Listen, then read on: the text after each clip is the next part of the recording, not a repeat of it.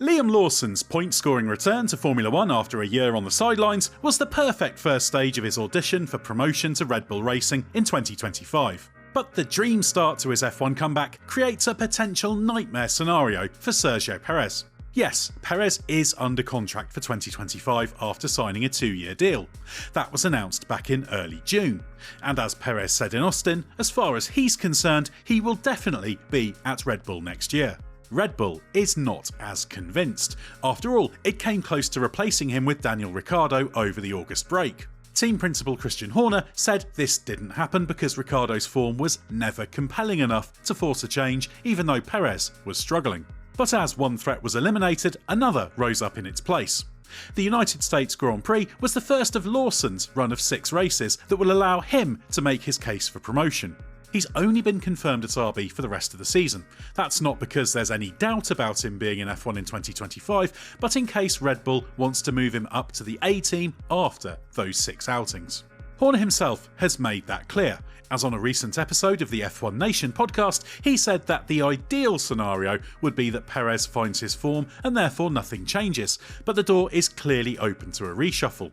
Meanwhile, Red Bull Motorsport advisor Helmut Marko is pushing for a younger teammate of Verstappen. If you're finding yourself rolling your eyes at Red Bull's uncertainty and the constant flaring up of talk about Perez being replaced, you're not the only one.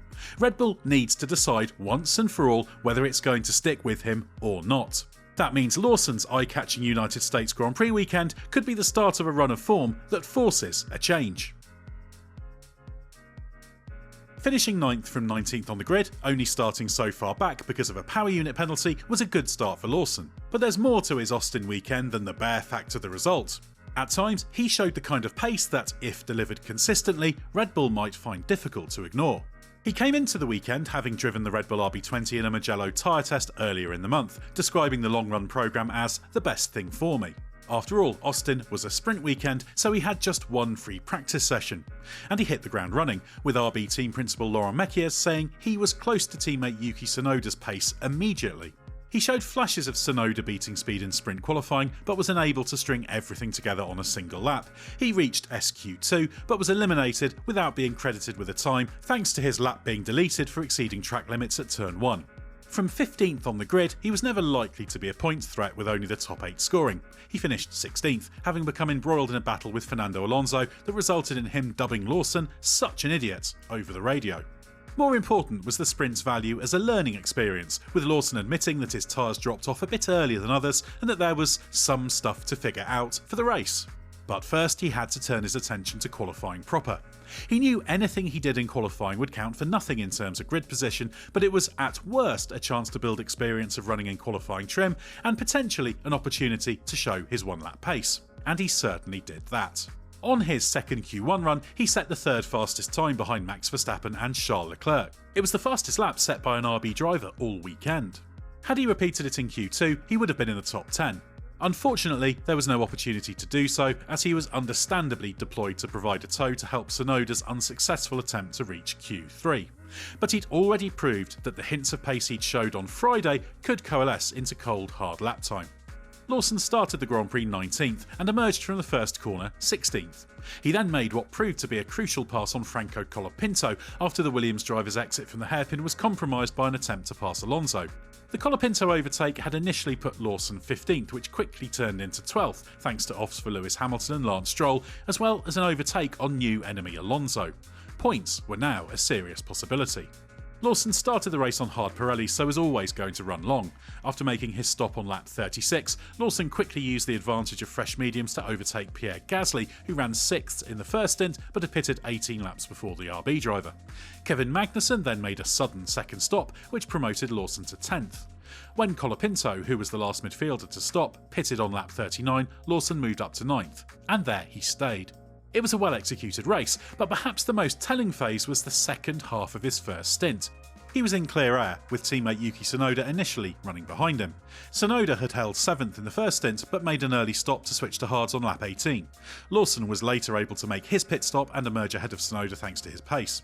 The phase from lap 20 to 35 was significant. Lawson was on average 0.117 seconds quicker than Tsunoda, on the same hard tyre compound, but with 18 more laps on them. Even when you factor in the very low level of degradation, that was telling. It would be unfair to conclude that Lawson has proved he's faster than Tsunoda, but the high points in Q1 and at times during the race did hint at an underlying pace advantage. Red Bull likes to test its drivers in adversity, so thriving in such a high-pressure situation will bolster his case, provided he keeps it up. If he builds on that strong start across the next 5 race weekends, then Lawson will have made a great argument for promotion. So how does Tsunoda fit into this picture? Red Bull has never seriously regarded him as a candidate for promotion, but as he's on its books and in one of its RB cars, he can't be completely discounted. Helmut Marko even described him as a candidate to be Verstappen's teammate next year. Tsunoda has seen off RB teammate Ricciardo, having already vanquished Nick de Vries last year, and is still hoping that he could force an opportunity at Red Bull Racing, and that comes down to performance. That's why his objective is, as he puts it, to be as close as possible to the perfect driver. Honda is also making Tsunoda's case to Red Bull. Honda Racing president Koji Watanabe recently confirmed to Autosport that was the case and said that a request had been made for Tsunoda to be given the chance to test a Red Bull car for the first time. However, Tsunoda is going to have to work hard to convince Red Bull to seriously consider him as Verstappen's teammate.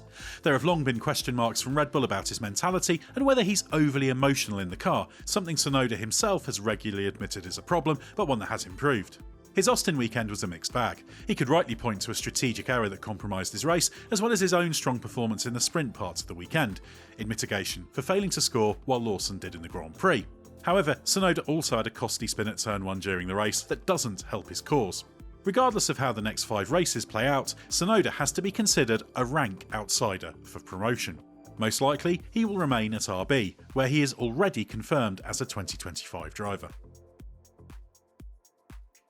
This brings us back to Perez. On paper, his Austin weekend was poor. He failed to score in the sprint, spending some of the race battling with Tsunoda on his way to 9th. He then finished 7th in the Grand Prix itself, losing a position to George Russell, who started from the pits late on. With Red Bull 40 points behind McLaren in the Constructors' Championship and Ferrari just 8 points down, it badly needs Perez to up his points contribution. Perez had a tough weekend in Austin, but that was partly because he was driving an older spec car and didn't benefit from the floor upgrades that helped Max Verstappen so much. But Horner didn't give him a free pass, saying after the race that Red Bull needs Perez to come into play for the Constructors' Championship. Heading into his home Grand Prix, Perez is under enormous pressure, and indications in Austin were that he's unlikely to get Red Bull's latest package for the Mexican Grand Prix weekend, although he was not certain. Not having the upgrade will be particularly problematic in the high-speed corners and under braking. It's clear that Perez couldn't have matched Verstappen in Austin given the spec difference, but Red Bull still wants to see more from him. That means his position is precarious. Other than Verstappen, the same can be said for the whole Red Bull stable. Perez could still be at Red Bull next year, or maybe out of F1 altogether. Tsunoda has a long shot at promotion, but will likely be at RB, while Lawson has made a strong start to his push for promotion. And if Lawson is promoted, what happens with the vacant RB seat? Isaac Hadjar, currently second in F2, is the obvious next cab off the rank for Red Bull, but it's understood that there has been tentative preliminary contact with Williams driver Franco Colapinto in case it wants to bring him into the fold. Red Bull has some big questions to answer over the next 6 weeks, and if Lawson builds on his good start, then he could be in a very good position for 2025.